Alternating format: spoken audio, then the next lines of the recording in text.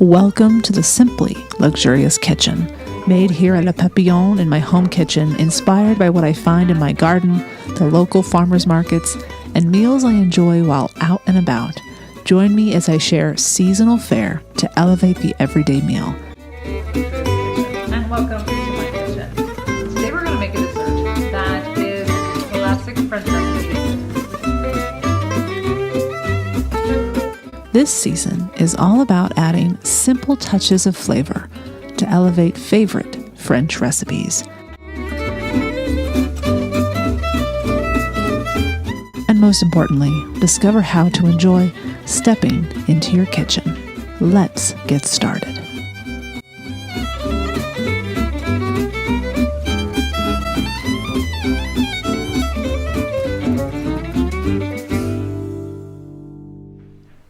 Welcome to the Simply Luxurious Kitchen, and welcome to my kitchen. Today we're going to make a dessert that is a classic French recipe with a dose of extra flavor that you may not have thought about, but it's absolutely simple to make, simple to do, I should say, and will just amp up the flavor a little bit more. What I also love about this recipe, very few ingredients, and you can make it last minute. So say you have people come over for dinner, or maybe you just really want a great dessert. You can make it in about 10-15 minutes, put it in the oven, go enjoy your dinner, and by the time you finish eating dinner, or even before, you can have it out resting and enjoy it when you're ready. What am I talking about? I'm talking about a flourless chocolate cake with the flavor of your favorite liqueur. We'll share a couple different ideas on how you can flavor to suit your taste and what it does to the entire cake. So what we're going to do first is prepare the pan. So we're going to get whatever size of cake pan you want.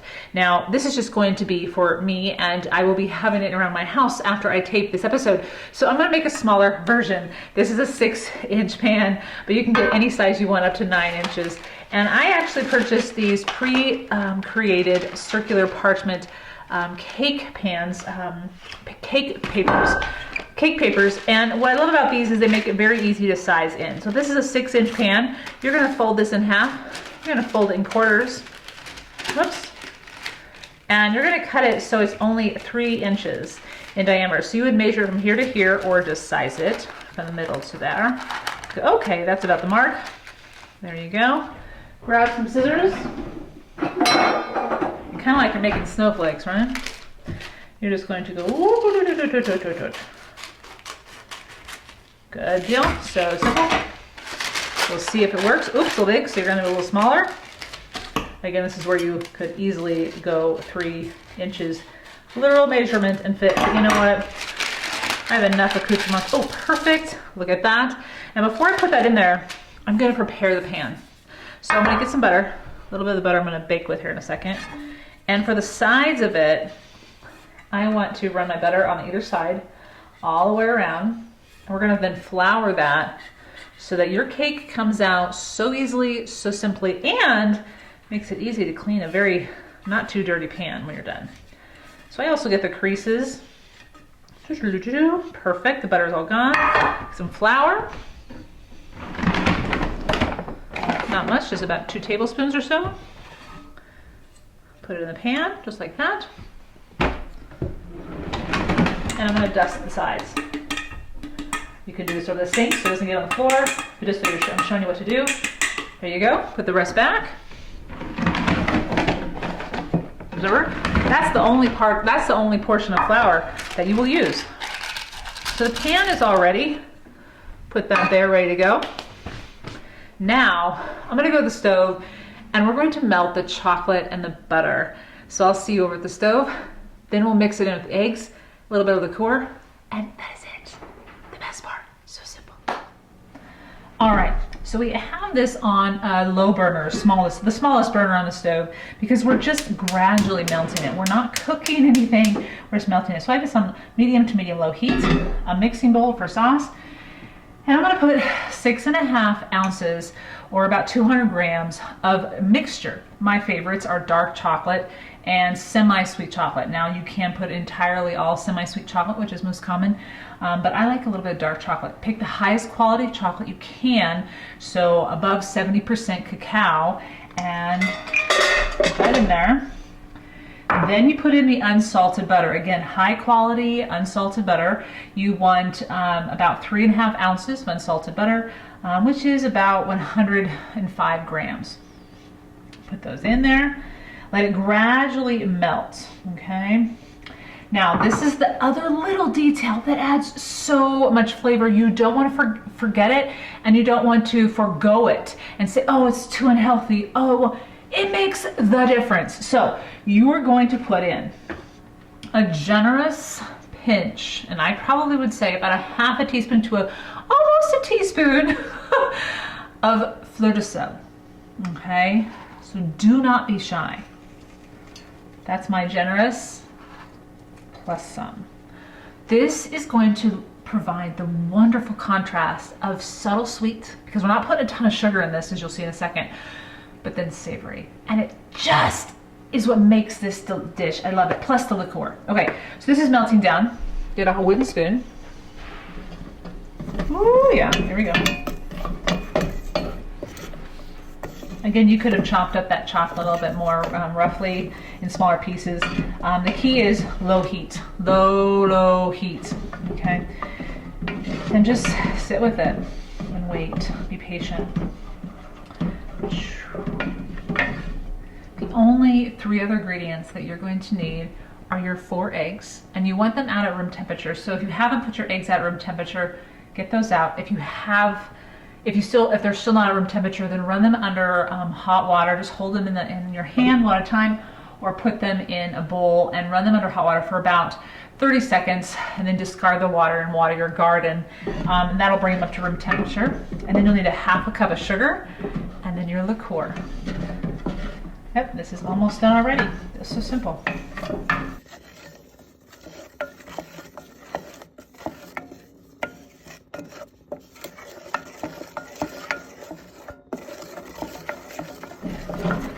But keep stirring it, so you don't want it to sit by itself.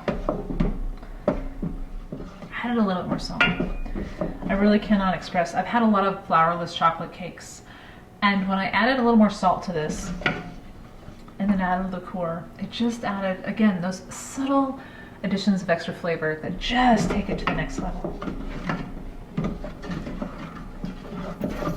Okay, this is entirely melted, and all you do is just take it off the burner and put it somewhere where it can cool. I just put it on another burner that I have been using. And then while you're making the rest of the batter, this will cool down just to the right temp so it won't cook the eggs that we're gonna add to it and fold in. This is high quality chocolate, this is great butter. You're gonna have a depth of flavor that's just gonna satiate you. You're not gonna want multiple pieces, you really won't. This is gonna satiate your taste buds, and you're like, oh my gosh, this is so simple. Leave that, and then we're gonna go back, mix up the rest of the batter, and put this puppy together and get it in the oven. Now we're going to make the egg and sugar batter. So we want 4 eggs, room temperature. Ooh, I went to the market yesterday, and there's nothing like farm fresh eggs. And the local, I call him my egg guy, but he's a farmer. They have pigs and sheep. I think they have sheep and chickens for sure. They have beautiful, big, large pigs. Anyway, and he kindly, as he's a local, said, you know, if you can't be there right when the market starts, because we do sell out fairly quickly, just text me and I'll hold a few, and he did. So I really, really am grateful. They're beautiful eggs. You can see them here. Anyway, so I just really appreciate the local farmers, because we do have a lot of tourists that come to our farmers markets, but they remember who the locals are, and that's really nice.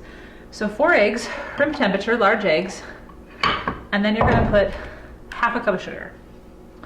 And just whisk this up until the eggs get kind of foamy and light and fluffy. Basically, you're trying to add a lot of air. It'll take a couple minutes, so here we go. And then you just wanna whisk it up until it gets light and a bit of foaminess to it, because you're adding air to it. You're gonna make this a little light mixture to fold in, gently fold into the chocolate. Here we go.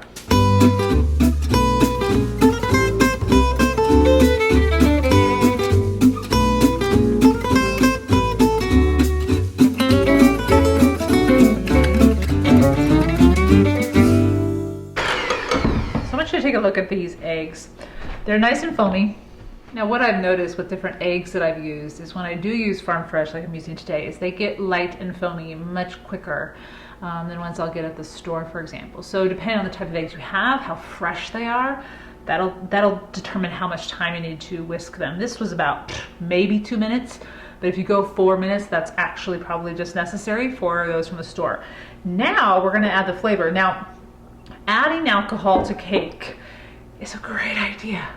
I mean, we add, with regards to different recipes we've done here on the show, the pear clafoutis, we've added pear liqueur.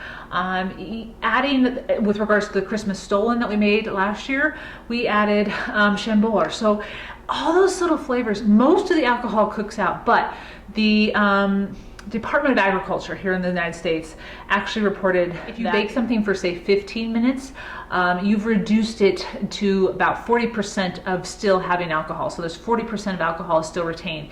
But even just baking something 2 hours and a half still keeps 25% of the alcohol. So you're still gonna have alcohol in just about anything you bake. It's just gonna reduce it and make it more pronounced, the flavor of whatever that liqueur is. So pick whatever liqueur you enjoy most with chocolate. And there are a lot of things you can use. If you don't wanna use alcohol, you can absolutely use vanilla, and you would use a little bit less vanilla than you will with what I'm gonna put in a second. So maybe 1.5 teaspoons of vanilla. We're gonna put 2 to 3 tablespoons of liqueur in. Now you can use port, which is what I'm gonna use. You can actually use tequila. You can use brandy. You can use so many different things that suit your taste. So have some fun exploring what you're gonna put in your cake. So I'm just gonna eyeball this 2 to 3 tablespoons of port. I'm gonna mix it up one more time. Just a little bit, just to mix.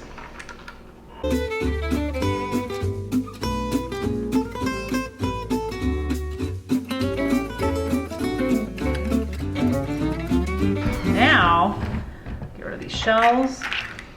The chocolate should be about lukewarm, and then you're going to mix the eggs and the chocolate together. So, here we go. And you're going to whisk, or excuse me, fold, gently fold. Try it. Yum. While I'm folding this in, I'm going to turn the oven to 350 degrees. And you're going to fold about 1/3 in at a time. Just fold it gently. Nice and gently. It takes a little bit. Just have patience, but also know that this cake is just going to knock your socks off. And until it's about incorporated, it doesn't have to be entirely incorporated, put the next 1/3 in.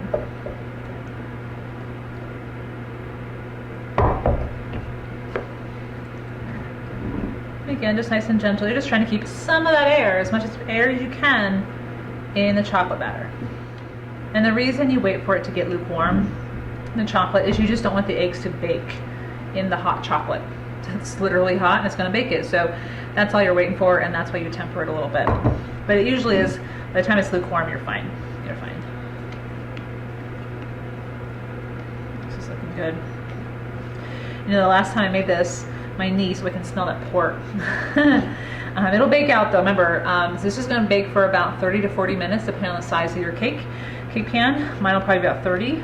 About 25% of this is going to bake out, and it'll infuse itself. That's what it's doing right now into the entire batter, and just adding another lovely layer of flavor.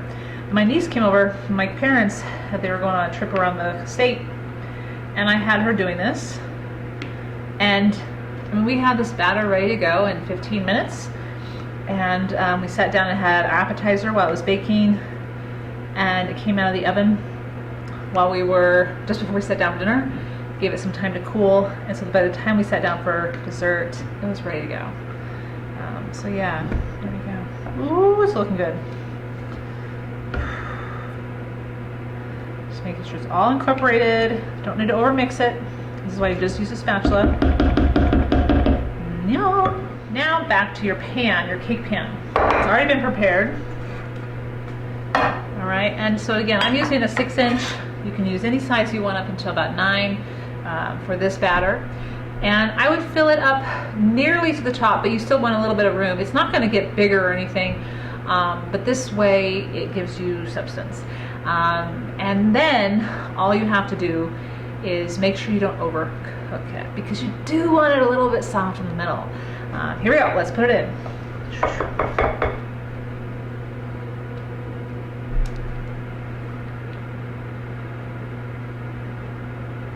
Oh yeah, yummo.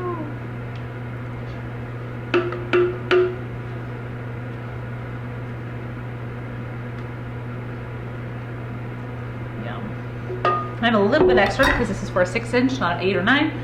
That's perfect. Let's put this in the oven as soon as the oven is hot and ready to go. And you'll bake it for 30 minutes for a 6-inch. Check it with the toothpick in the middle. You don't want it entirely clean. In fact, you want a little bit not clean. And then you know it's ready to take it out.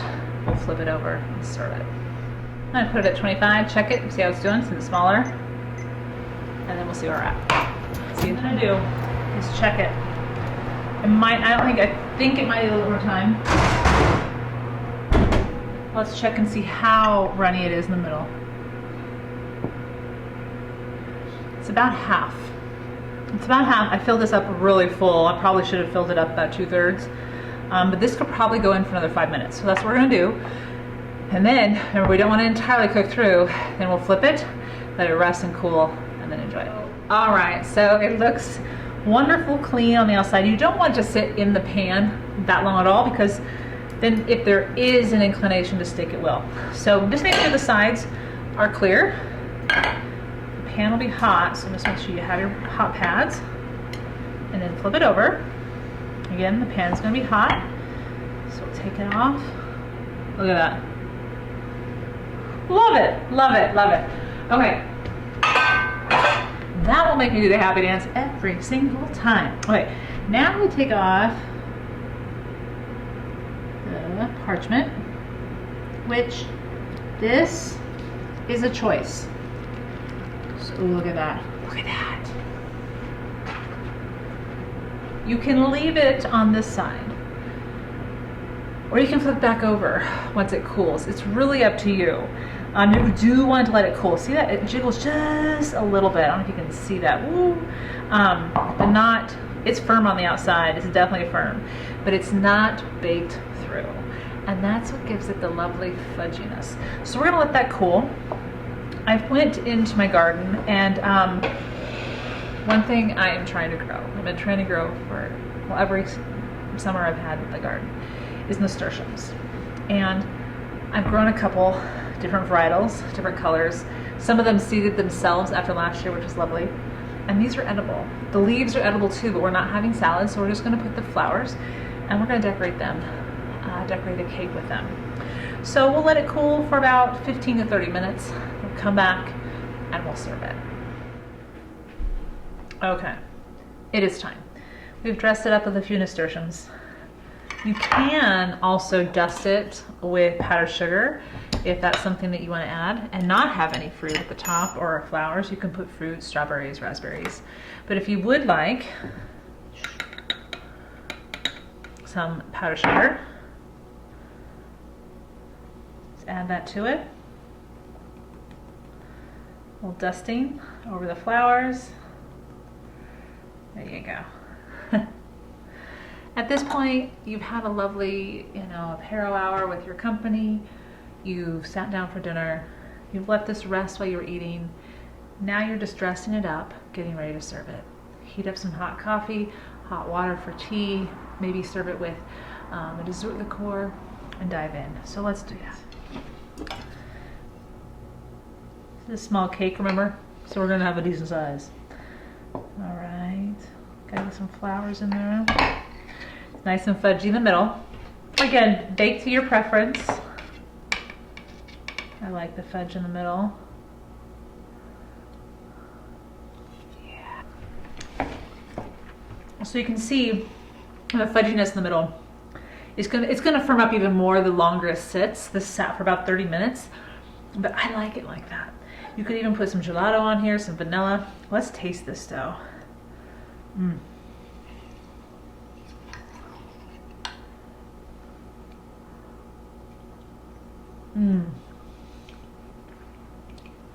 Already, first of all, the deep chocolate flavor. It's being enunciated, so to speak, because of the salt you put in there.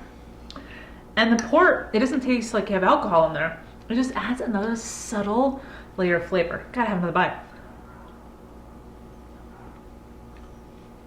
In the middle, it reminds me of a souffle.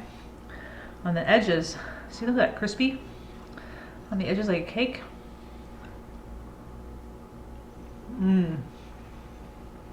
The edges are beautifully done because they have a little subtle crispness. And again, if you want more of that, bake it a little longer. I've baked this cake a little bit longer. I didn't like how it was consistent like that all the way through, baked through. I wanted the variation. And the variation for a 6-inch pan was 30 minutes. So now you can relax. You've made everything for your dinner party, your guests, yourself, whatever. It's time to sit down, have a piece of cake, pour yourself a cup of tea, and enjoy a delicious evening. Thank you for joining me today. I hope you enjoy your day, enjoy your food, enjoy stepping into your kitchen. Bonne journée.